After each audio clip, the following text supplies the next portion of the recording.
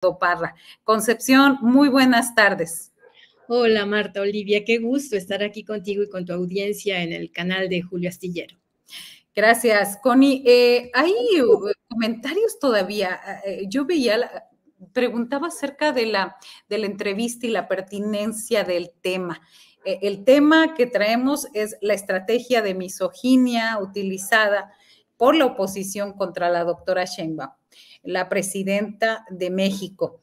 Y fíjate que pensaba en el tema, digo, será actual, a lo mejor ya estamos un poco desfasados, y veía yo en los comentarios, ahora mismo en la edición de hoy, donde decían, muy mal hace la presidente, no está preparada. Y bueno, acerca de eso queríamos hablar contigo, doctora.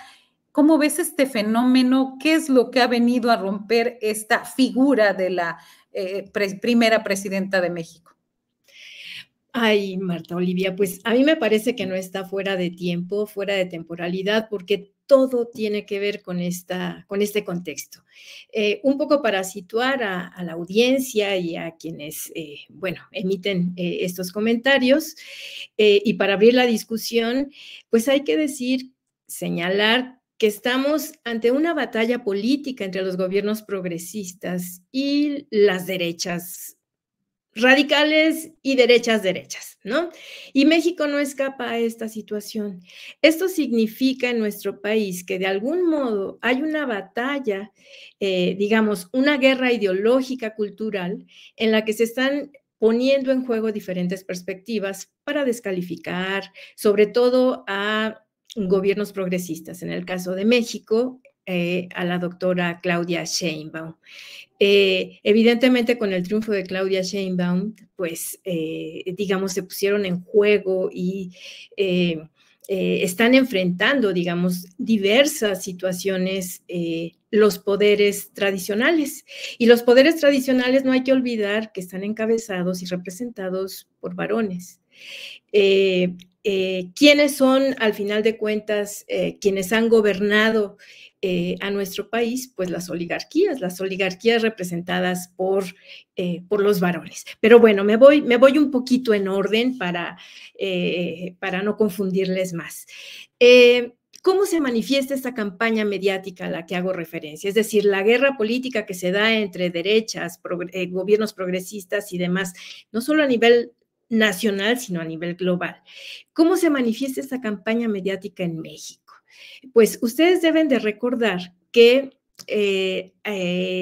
recién, de hecho, fue unos días antes del resultado de las elecciones del 2 de junio, en la que salió triunfadora la doctora Claudia Sheinbaum para convertirse en presidenta de México. Ustedes recordarán que el comediante Rafael Inclán hizo un comentario terriblemente misógino, ¿no? Cuando señaló que ahora vamos a tener un ama de casa 6 años. Esto circuló por las redes sociales de manera infinita. No sabemos cuántas veces fue reproducida esta declaración, pero circuló que todo mundo la conoce. Cualquiera que le mencionas el texto lo recuerda. Y a la vez, otra manifestación que hubo fue la de este monero Garci Nieto, ¿no? Que hizo un dibujo, una caricatura en la que sexualizó a la senadora de Morena, Andrea Chávez. Esto ya lo había hecho con la actual presidenta de Morena, Luisa María Alcalde. ¿Por qué es gravísimo esto? Este señor particularmente se autodenomina perseguido político, no, de ninguna manera. El reclamo y la denuncia que se ha hecho en su contra es porque él se metió con una cuestión íntima, privada de las personas. No se metió a criticar la postura política, no se metió a hacer un cuestionamiento acerca de los planes, de los proyectos, de las cuestiones que tienen que ver con el espacio público, sino que se metió con la persona. Y esto lo están haciendo permanentemente con Claudia Sheinbaum. Esto tiene un propósito, es descalificar y desautorizar a las mujeres en términos de sus capacidades, en este caso, en el caso de la doctora Sheinbaum, para gobernar. para tomar decisiones, para ejercer las decisiones que tiene que tomar en términos de la seguridad pública, del desarrollo económico, de enfrentar la violencia, de enfrentar el desempleo, en fin. La responsabilidad es muy amplia, ciertamente, pero ha demostrado que tiene toda la capacidad y que además tiene los equipos. En las mañaneras del pueblo, ella está presentando sus planes de trabajo en cada una de las áreas y todo es específico y además tiene un plan de tiempo, de acción y en términos de organización tecnológica, de organización, digamos, racional que permita, digamos, el desarrollo del país. Pero bueno, digamos, estas son manifestaciones que son muy evidentes para cualquiera en términos del espacio mediático en donde se hace la descalificación de las mujeres, ¿no? Pero yo quisiera hablar de una cuestión que resulta fundamental en este momento, que es el tema del Poder Judicial. Uno diría, ¿y cómo se conecta todo este tema de la misoginia con la disputa que hay en este momento, con la controversia, para utilizar un término técnico, entre el Poder Ejecutivo y el Poder Judicial? ¿Quién ha conformado históricamente, digamos, al Poder Judicial? Lo han conformado las oligarquías. Y las oligarquías significa hablar de estos grupos, digamos, que tienen bajo su control todos los privilegios y todo el control material, físico de nuestro país. Y en este sentido, las leyes se han interpretado a partir de la lectura que requieren estos grandes oligarcas. En este momento, el hecho de que esté en cuestión la reforma electoral, perdón, la reforma al Poder Judicial, está vinculada con, digamos, con la pérdida de un conjunto de privilegios que no solamente son los privilegios de quienes están ocupando en este momento los cargos en el Poder Judicial. No, esto va mucho más lejos. En primer lugar, y por eso es que es un hecho histórico, en realidad implica una forma de inclusión de las mujeres en un sentido radical a la Constitución. Valdría la pena recordar que cuando se fundan, digamos, las constituciones después de las revoluciones, particularmente la Revolución Francesa, se hablaba de los derechos de los ciudadanos, y era literal, eran los derechos de los hombres. Por supuesto, con las luchas feministas, con los movimientos sociales, las sufragistas, etcétera, etcétera, las mujeres nos hemos ido incorporando cada vez más. Pero la reforma al Poder Judicial en este momento no solo implica la decisión democrática de elegir a nuestros jueces, magistrados y ministros, sino que implica que las mujeres tengamos un lugar protagónico en la Constitución. De ese tamaño es de lo que estamos hablando. Esto significa que la interpretación de las leyes también van a correr a cargo de mujeres. Y cuando hablo de mujeres, no me refiero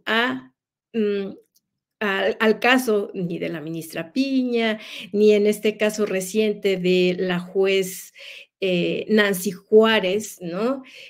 Quien generó el ordenamiento a la presidenta de México para que eliminara, ¿no? Del diario oficial la reforma al Poder Judicial signada por el anterior presidente de México, Andrés Manuel López Obrador. O sea, ella está actuando como varón. O sea, el Poder Judicial, sean hombres o mujeres, en sus resoluciones han actuado como varones. Entonces, en este sentido, la misoginia, toda esta campaña de misoginia tiene, digamos, diferentes dimensiones de discusión. Desde la más elemental, que es un comediante como Rafael Inclán, que viene y dice que qué horror que una ama de casa nos vaya a gobernar durante 6 años, hasta una imagen de un monero que es ridículo que diga que es un perseguido político, cuando más bien es un agresor, es un violentador, hasta el nivel del registro de lo que significa la reforma a la Constitución en términos de uno de los 3 poderes de la Unión, que es el Poder Judicial, en donde se ha encarnado la corrupción, la impunidad y la mirada masculina. Entonces, en efecto, todas las agresiones en contra de la presidenta hoy, si bien tienen muchos registros y muchas dimensiones, atraviesa por una radical que es la modificación al Poder Judicial, a la reforma judicial constitucional. Entonces, ahí está la batalla cultural e ideológica más fuerte que estamos viviendo, no solo en México. Yo acabo de regresar de Chile, de Portugal, y tienen los ojos puestos en México, porque en efecto les interesa saber cómo ha sido posible, digamos, esta reconfiguración en términos de que los medios de comunicación corporativos no sean quienes dictan la agenda, sino que hayan sido en el pasado sexenio, el presidente Andrés Manuel López Obrador, y en este momento es Claudia Sheinbaum. La agenda la siguen poniendo ellos. Y otra cosa que me preguntaban es, ¿cómo es posible que la gente pueda dirimir entre lo que le dicen los medios y la información que se les dan en las mañaneras? Están realmente interesados en saber qué pasa y, en efecto, uno de los elementos fundamentales es decir, el papel de las mujeres. No es que no haya habido otras mujeres presidentas en otros países, claro que ha habido incluso en América Latina, pero en América del Norte es la primera vez que una mujer gobierna. Y no es cualquier situación, sino que es un momento histórico porque estamos marcando un punto de partida en términos de la inclusión de las mujeres de manera radical y de manera protagónica. Esto no es cualquier cosa, Marta Olivia. Claro, se ha venido a romper muchos esquemas en este sentido. Connie, en esta forma, y bueno, para ir redondeando y terminando esta aportación, en este sentido, ¿cómo te han parecido estas conferencias matutinas? Obviamente son dos estilos totalmente distintos y obviamente el expresidente Andrés Manuel López Obrador nos decía, yo soy el fresa, aguas porque yo soy como muy light. En este sentido, aunque apenas llevamos 22 días de gobierno y poco menos empezaron las mañaneras el 3 de octubre, ¿cuál es tu primera impresión en estas 3 semanas? Bueno, pues, en primer lugar, pienso que apenas está tomando como ritmo, ¿no? O sea, evidentemente está como entendiendo de qué se trata la situación y cómo quiere enfrentarla, ¿no? Pero ya muestra signos súper interesantes. El estilo es absolutamente diferente. En efecto, ella concede al especialista en historia un espacio, ¿no? Por eso cada día, digamos, se presentan videos en donde se habla de la patria, de la nación, de las mujeres, del espacio de las mujeres en la historia. O sea, no perdió, digamos, ese tono de recuperación de nuestras raíces histórico-culturales, pero evidentemente lo está haciendo en otro estilo porque eso no es algo que ella domina y ella no está improvisando. Eso es lo más importante. No es una presidenta que haya llegado a ocupar una posición de poder, la más importante en este país, a improvisar. Y eso es algo que se muestra en las conferencias matutinas, ¿no?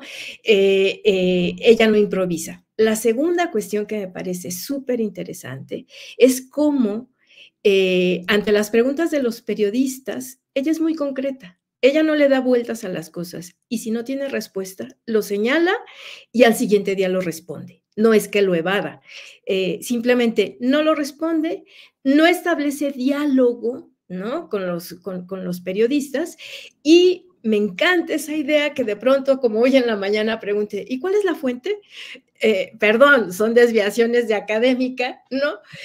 Pero sí resulta interesante porque de pronto se dicen muchas mentiras y se saca información de contexto y ella todo el tiempo, cuando recibe algo que no entiende bien, dice, perdón, ¿qué dijiste? Y contextualiza. Eso permite como a quienes están viendo la conferencia entender de que, o sea, sigue siendo un ejercicio pedagógico en el sentido que lo hacía López Obrador, pero con una dimensión distinta, No es mejor ni peor, simplemente yo diría es distinta. Al mismo tiempo se le ve pues muy arrecha, ¿no? Y sabe de todo lo que le preguntan tiene una respuesta, o sea, sabe por dónde va o sabe en qué punto está. Evidentemente no deja de estudiar lo que es México. Y hay un elemento también interesante, que no deja de desconectarse de la idea del pueblo. Durante mucho tiempo se habló del pueblo como si fuera una abstracción. López Obrador logró una cosa fundamental, crear una dimensión afectiva en la que la gente se viera, se mirara ahí y por lo tanto construir una identidad política. Esa identidad política es justamente la que puede ir sembrando la cultura política en nuestro país, la participación política. Estamos en atisbos, estamos naciendo, pero ya es, y Claudia Sheinbaum lo sabe. Entonces sigue recuperando esa parte de identificación afectiva combinada con su parte de científica, en donde dice, bueno, la violencia se va a enfrentar con 4 elementos, sí, ir a las causas, pero bla, bla, bla, bla, o sea, da argumentos que nos permiten tener tranquilidad de que tiene un proyecto específico. Entonces, a mí me parece que es otro estilo, pero que también tiene una dimensión muy compleja e interesante.